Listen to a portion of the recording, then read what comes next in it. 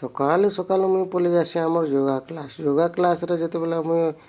Time ଟିକେ late ହେଇଗଲା ତ ମୁଇଁ ଅଧାରୁ ପହଞ୍ଚି ପଡ଼୍ଲି ଆଉ ଅଧାରୁ ପହଞ୍ଚିଲା ବେଲେ କପାଲଭାତିର ଅଭ୍ୟାସ ଚାଲିଥିଲା ଆଉ କପାଲଭାତି ଅଭ୍ୟାସ ଯେନ୍ଟାକି 5 ରୁ 15 ମିନିଟ୍ ପର୍ଯ୍ୟନ୍ତ ଏଟା କରିପାର୍ବ ଆଉ ଏଟା ଯେନ୍ଟାକି ହଉଛେ ଆମର୍ ମେଣ୍ଡା ହାଇସ୍କୁଲ୍ ପଡ଼ିଆ ଆଉ ହାଇସ୍କୁଲ୍ ପଡ଼ିଆରେ ଏଟା ଯେନ୍ଟା ହଉଛେ ଆପଣମାନେ ଦେଖିପାରୁଥିବେ ତ ଏଟା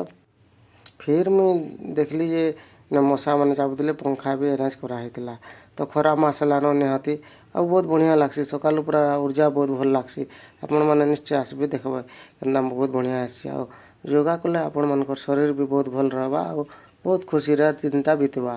ଆଉ ବହୁତ ବଢ଼ିଆ ରହେସି ଶରୀର ବି ବହୁତ ତାମାନେ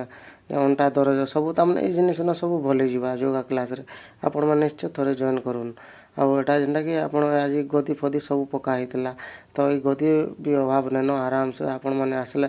ଜଏନ୍ କଲେ ଆମର এই জায়গা আହୁରି ବହୁତ ବଢ଼ିଆ ହେବା ଇନ ନା କୌଣସି ପଇସା ଲାଗୁଛି ନା କାଣା ଲାଗୁଛି ତ ଆପଣମାନଙ୍କର ଶରୀର କେନ୍ତା ସୁସ୍ଥ ରହିବା ଆପଣମାନେ ଚିନ୍ତା କରିବେ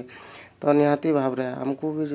ଦିନେ 4 ଦିନ ନେଇ ଗଲୁ ବୋଲେ ଆମକୁ ବି ଖରାପ ଲାଗ୍ସି ତ ଏଟା ଦେଖିପାରୁଛନ୍ ତ ଆପଣମାନେ ଆମର ଶେଖର ବ୍ଲଗ୍କେ ଲାଇକ୍ କରିବେ ସେୟାର କରିବେ ଆଉ ସବସ୍କ୍ରାଇବ୍ କରବାର୍ ନାଇଁ ଭୁଲବେ।